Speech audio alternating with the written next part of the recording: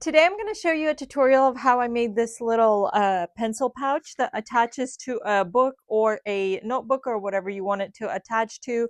Works as a bookmark with this little elastic piece, and it is very roomy. But if you want to see how I made this so you can make one too, just keep watching.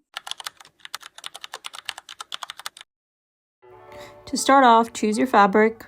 You can use multiple fabrics and make it patchwork. I'm just doing a solid piece of fabric. And here are the measurements I used for the main rectangle piece. It was a 9.5 by 12.5 inch, and the batting was the same. I used a cotton batting. And then for the liner, I did a little smaller, 9 by 12 inch because of the shrinkage. And then a 10-inch zipper and a 10 to 11-inch elastic.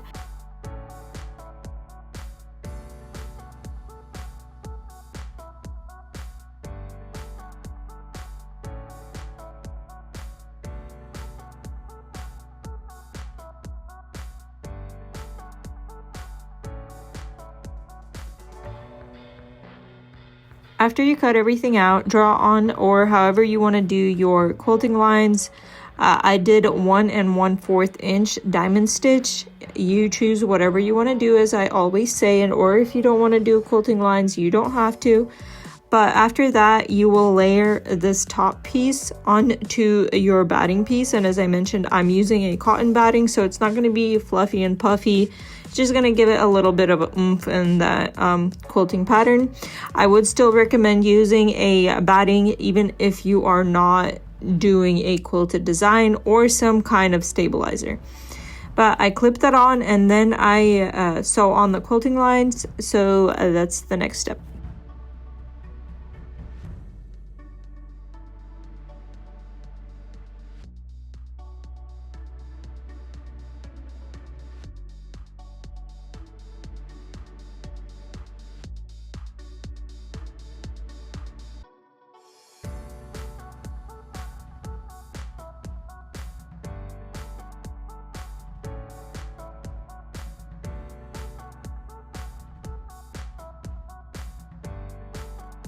And then if you've seen any of my other videos, you know I use a heat erasable pens to draw on all my lines, and I love it. I just put an iron to it and they disappear, and it's my favorite thing to use for quilting lines and drawing stuff on. And then you'll make sure that everything's even. I cut down to make sure that my liner and my main piece is going to match, so I cut the main piece down to 9 inches by 12 inches. And then you take your zipper apart and put the zipper side down, so pretty side of the zipper will go onto the pretty side of the fabric, and then the zipper teeth are going to be at the bottom. You line up your zipper up with the edge of the fabric, so the zipper edge, fabricy edge with the fabric edges, and then I clipped it, sandwiched it in, and sewed everything together, sewed that zipper on.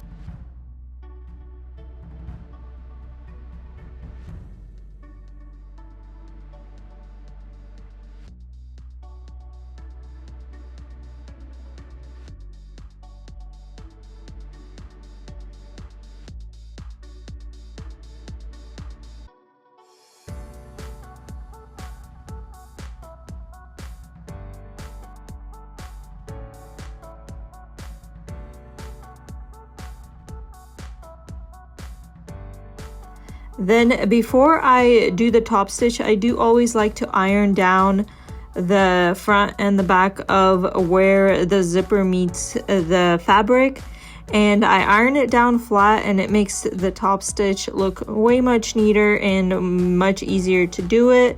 So I would suggest ironing it down, but definitely not the most necessary thing, but makes everything easier.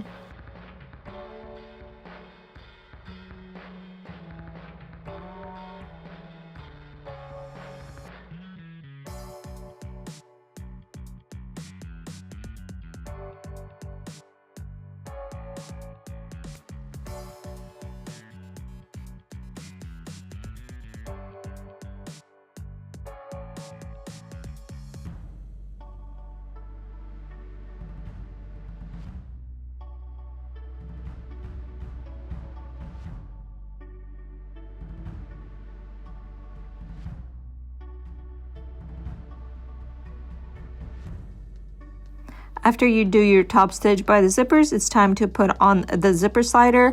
And as I mentioned, I do like to have one of the zippers shorter than the other. This makes the putting on the zipper slider much easier. First you slide it onto the longer side and then it meets the shorter side, and then you just zip it up. Very easy and simple. Then you will turn this inside out, and next step is going to be attaching the elastic. You can put the elastic in the middle if you don't want the zipper to be in the middle. You don't have to have the zipper be in the middle, but just measure and make sure that everything is lining up evenly. I cut my elastic down to about 10 inches because I thought it was too long, and I'm glad I did that because I'm using this on a little bit of a shorter book. But if you want it to be on a shorter book, so like shorter than about 8.5 inches, I would recommend having a 9-inch elastic.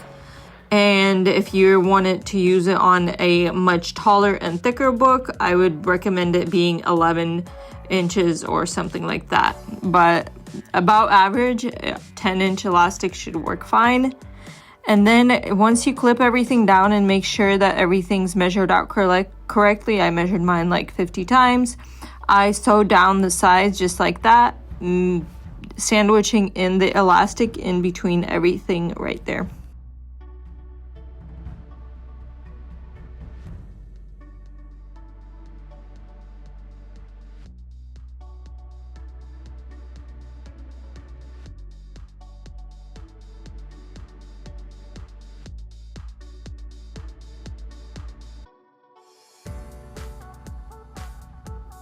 After sewing that elastic in, I cut off any extra zipper or anything I might have. Don't use your fabric scissors for this. Use your other scissors for this to not ruin your fabric scissors. But then I cut out 2 strips of the same fabric as my liner, and it's 2 inches by about 6 inches. And we're gonna cover up those ugly edges on the inside.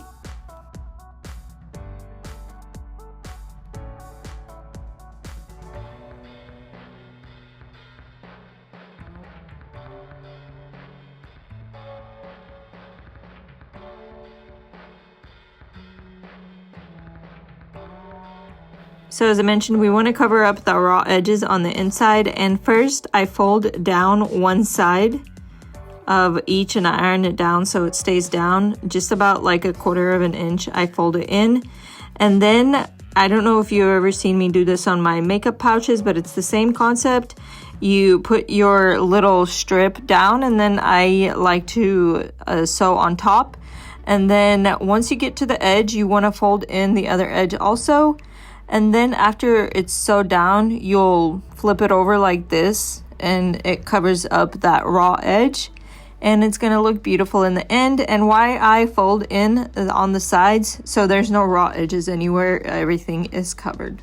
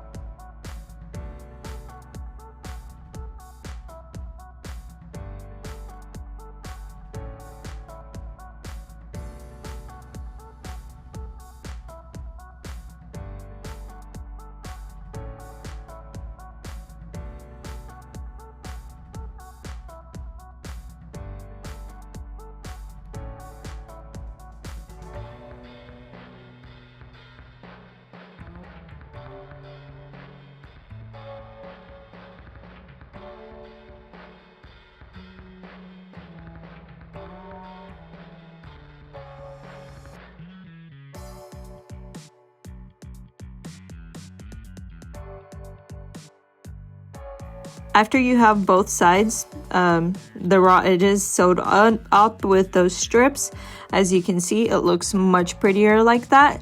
Cut off any extra threads you may have hanging around.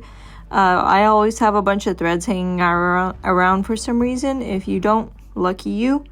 But I cut all those off, and I turn my project right side out.